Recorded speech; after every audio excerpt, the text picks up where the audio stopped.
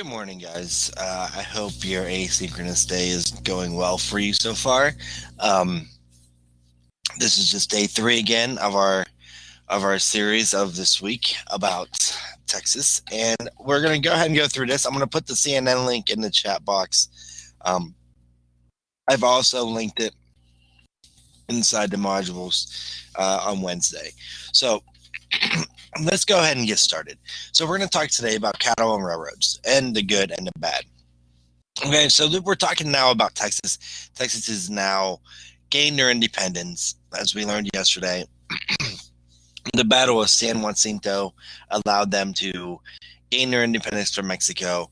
And the president of Mexico, Santa Anna, he signed over all the papers and gave independence to Texas. And Mexico relinquished control.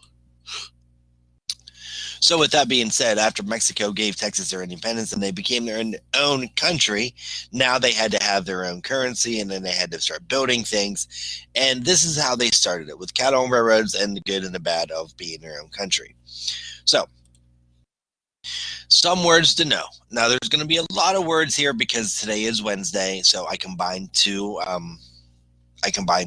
lessons into one, so that way you guys can get that 5 hours of needed time in. But don't worry, the homework isn't that difficult today. So words to know is a problem. I don't think I really need to go into details with this. I'm pretty sure everybody knows what a problem is. It's something difficult to deal with. Success, again, I don't think I need to go into details with this. Success is the act of achieving one's goal. Efficient, working in a well-organized way. Texas Rangers were efficient at their jobs. When going fishing, an efficient way to catch fish is to use worms for bait. Cowboy, a person who tends to cattle and horses on a ranch every day. So that's what a cowboy is. It's not the Dallas Cowboys. It's not an NFL football team. It's a person who tends to cattle and horses on a ranch. The next one is a rancher, a person who owns or runs a ranch. Again, guys, these words have the word in the definition, so it's not really too difficult to get these words. But if you needed to go over me, I tell you to study it. The study guides have the vocabulary words on it. All right, so rancher is a person who owns or runs a ranch. Cattle town. Cattle town is not like I'm trying to think of a silly town, but like Safety Town is not. Cattle Town isn't Safety Town. Cattle Town is a frontier settlement built near railroads and livestock trails. So basically, whenever people would move their cows, and we're going to get into this, when ranchers would move their cows along the path to get them from point A to point B, wherever the cows were being picked up at by either railroads or by other ranchers, cattle towns would pop up in those situations because people needed supplies to either get back home or to keep moving on the trail. So that's why these cattle towns popped up. All right, so early Texas and problem and successes. So let's talk about some of this stuff. So we got two things here. We got problems on the left and we got successes on the right from early Texas. So some of the problems were in large areas of land with few settlements. And if you look to the next two things are in yellow, the economy struggled because there weren't enough people. So Texas was great. It was allowing everybody to come in and everything, but there wasn't enough people. So if you don't have enough people to buy stuff, you're not going to have enough people to sustain an economy. So you can't have an economy if nobody's buying stuff. And the other problems were they were still having conflicts with Native Americans, and they still had small conflicts with the Mexican government. So those four things contributed to the problems for early Texas, but not everything was bad. Successes, they had the Declaration of Independence, right? They're now free. Cheaper land meant more people were coming in. They just weren't coming in fast. Texas Rangers were established for protection and not the Major League Baseball team, Texas Rangers. Texas Rangers are actually a state highway patrol in Ohio. I can refer them. That's kind of what they are. So that's what the Texas Rangers were established for. Okay. So, Native American relations. So, just because Texas was an independent country didn't mean that the Native American relations got better. Okay. They weren't all bad, but the Native American relations stayed about the same across the board with all people trying to take their land. So, encounters were good and bad. They had a communication barrier. Settlers brought disease, so Native Americans avoided contact. Spanish tried to convert Christianity. Now, I highlighted these two because these two you should know already, right? We've already discussed this. We've already discussed the settlers brought diseases, and the Spanish tried to convert them to Christianity. I think yesterday we said Catholic. They try to convert them to being Catholics. But either way, tribe resisted and conflicts arose, and then eventually peace and positive relationships were built. Okay, so remember, settlers brought disease, and then the Spanish tried to convert them using missions, and that was happening in that. Well, we'll talk more about that next week when we talk about California and the missions in California. But they tried to convert them to Christianity using the missions and things in Texas. All right, so the Texas Rangers, who are they? Well, they look like a bunch of rough and toughers, don't they? They look like, if you took a picture of the Wild Wild West, I'm pretty sure this would be the Will Smith song, Wild Wild West. And I almost rapped there, but I didn't. I probably should. I'm going to hold off on rapping like Will Smith on a Wild Wild West song because it wasn't one of his greatest songs.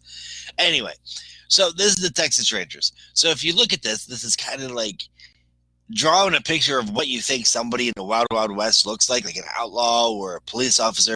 That would be it. This would be them, right?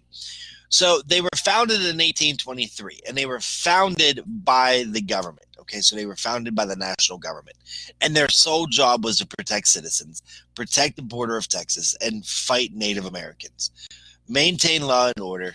And the problem with the Texas Rangers is they went unchecked. And what I mean by that is they used practices to get their job done that would be immoral. So maybe they tortured somebody, or maybe they used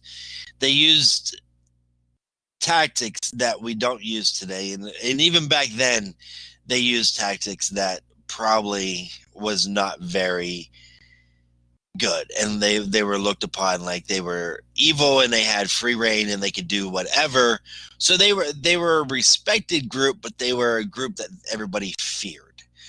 So instead of protecting and being a symbol of protection, they were a symbol of fear.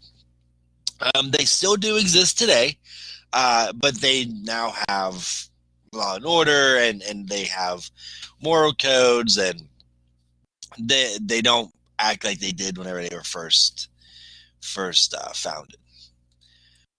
So Texas industry. Okay, so we're going to look at Texas. We've seen this map 1.5 billion times.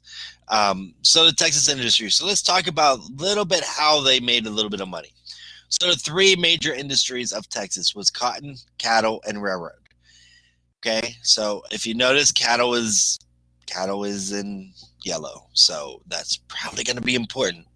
So cattle, cotton, and railroad are the three major industries. So let's talk about cotton first. It was first grown in the 1700s. Everybody knows what cotton is. But the big thing about cotton was it had to be picked by hand. So they had to pick it by hand, and then they had to separate the cotton and the seeds, and that was very time consuming and very difficult. Even though slaves were primarily used to do this job by picking it by hand and separating it, the slaves, it was still time consuming. So cotton wasn't getting around to the turnaround wasn't very fast. So cotton wasn't very ready for a lot of people because it took a long time to pick it off the vine and then separate it. However, the cotton boom did occur, meaning the cotton, everybody could get cotton when two things happened. When new inventions, the plow and the cotton gin, were invented. Okay, so that's in yellow, so that's going to be important, that the cotton boom occurred with new inventions, the plow and the cotton gin. Okay, the plow is simply, I'm pretty sure everybody has seen that somebody plowing a field with a tractor or plowing pulling something behind a tractor and plowing up their fields. The cotton gin separated the cotton from the seed, and it made it easier so that way it wasn't have to be done by hand. Cool thing is, cotton is still a major industry in Texas today. All right, so remember, plowing the cotton gin allowed for the cotton boom. All right, so cattle. Spanish brought cattle to the New World. Now, this is something that I found very, very interesting. Now, we all know that after the Battle of San Jacinto, the Mexican army retreated back to Mexico and gave Texas their independence. Well, Mexico didn't really negotiate for themselves very well, because whenever Mexico was like, oh yeah, Texas, you could be free, they didn't take any of the cattle with them. So they left all the cattle whenever from their army and stuff like that in Texas. So Texas took over all the cattle. So that's what that means by cattle left behind after Texas independence. From 1860 and 1890, the industry thrived. All right, so the cattle was brought from the Spanish from the New World, and there wasn't a lot of cattle in the eastern part of the United States at the time. So the Texas cattle industry thrived. 20 million cattle were herded from Texas to Kansas. That's over a 30-year period. So about a little less than a million cattle were herded. And you might be thinking, well, that's not a lot of cattle. When it says herded, they were not put on trains. They weren't put on cars or semi-trucks or airplanes. They were actually taken from Texas to Kansas and walked in a herd from Texas to Kansas, and they had cowboys and things to drive them, and that's what a cattle drive was. So 2,000 to 3,000 cattle were included in this. About 10 cowboys. That's what it took, about 10 cowboys to do the cattle drive. And then cattle towns. There's your vocabulary word again. It flourished around railroad terminals or stops, and ranchers could use rail instead of herding them across land. That's whenever railroad became a possibility. Okay, instead of herding them and walking them and using 10 cowboys, they could just put them right on the railroad cars and herd them across the land and be fine. Brought a lot of money into Texas. Huge demand for cattle brought a lot of money into Texas. All right. So the railroad system. Development of the rail system, it transported people to Texas. I'm pretty sure you guys know what happens whenever railroad systems come to towns that don't have any major transportation systems in place. It was a cheaper and faster way to ship products out of Texas, transport things easier, and you can build new towns easier because you're getting the building materials quickly. You're not waiting for a wagon to get it driven across the United States. It's coming on train, and it doesn't take that long. Okay, so did you get it?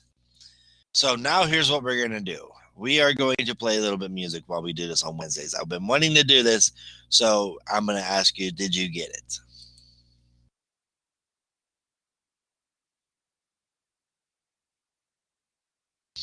All right, guys. So now we're going to do Did You Get It? And hopefully you guys can hear a little bit of the Jeopardy music. And I think you guys can. All right, so did you get it? Who won the Battle of Alamo?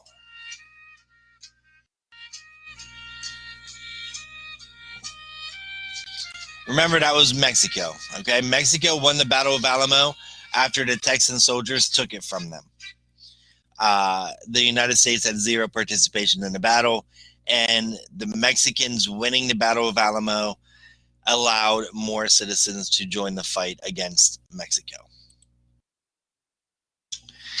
So which battle won by the Texan soldiers led to the Texas independence from Mexico? Was it the Battle of the Alamo, Battle of San Jacinto, or Battle of Gettysburg?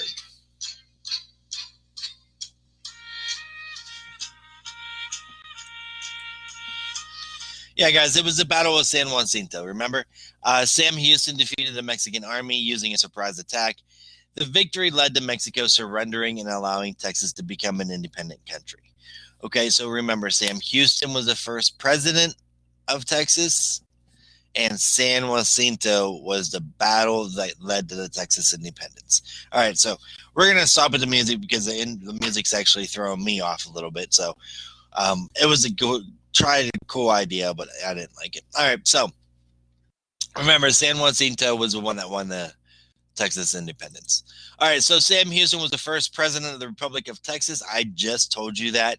That is true. He was elected in 1836 after he defeated Santa Anna at the Battle of San Jacinto, which gave the Texas their independence. So who was Antonio Lopez de Santa Anna? Was he the Texas president? Was he the Mexican president who surrendered to the Texian soldiers, or was he the leader who defeated the Texas army in the Battle of San Jacinto? Okay, so let's look at this, guys. We know he was not the Texas president because we just said Sam Houston was the Texas president in the question before. We also know that the Texas Army was not defeated at the Battle of San Jacinto, so he was not a leader who defeated the Texas Army. So the only answer there that is reasonable is a Mexican president who surrendered to the Texan soldiers. Remember, he surrendered to the Texan soldiers. He became a prisoner, and the Texans used that against him, and he eventually signed treaties that gave Texas their independence. So what was the outcome of the Texas Revolution? We just talked about it, right? We just talked about how the Texas Revolution gave Texas, and then they became an independent country. So the Battle of San Jacinto, when Texas won, Texas became independent from Mexico. Okay. So what caused the problem during Texas growth and development? We talked about this earlier today. Was it cheap land, the Texas Rangers protecting people, or conflicts with Native Americans? So what was a problem? It was the conflicts with Native Americans. Okay, so if we remember back, a problem wasn't the fact that the land was cheap. The problem wasn't that Texas Rangers were protecting people. It was the problem that they had conflicts with Native Americans.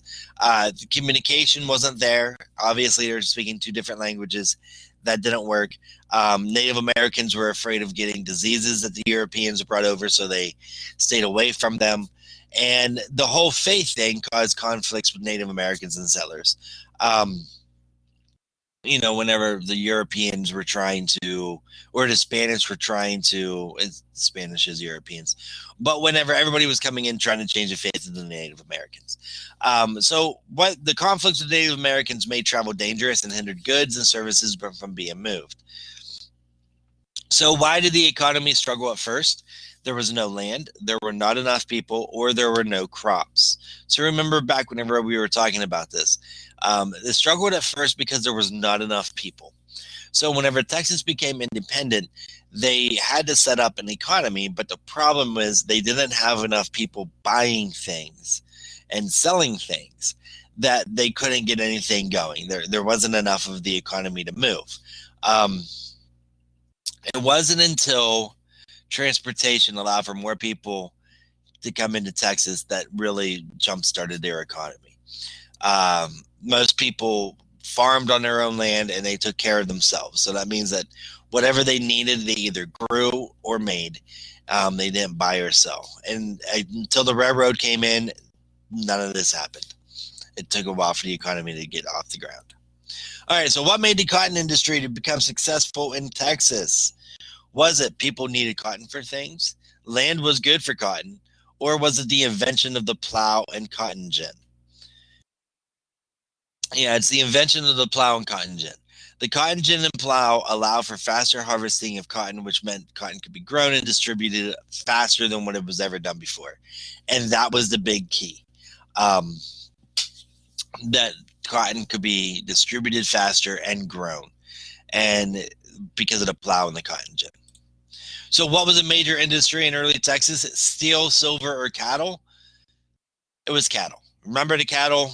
Mexican government left the cattle behind, and then Texas became independent, and nobody in the eastern half of the United States at the time had that much cattle, and the demand for it went through the roof.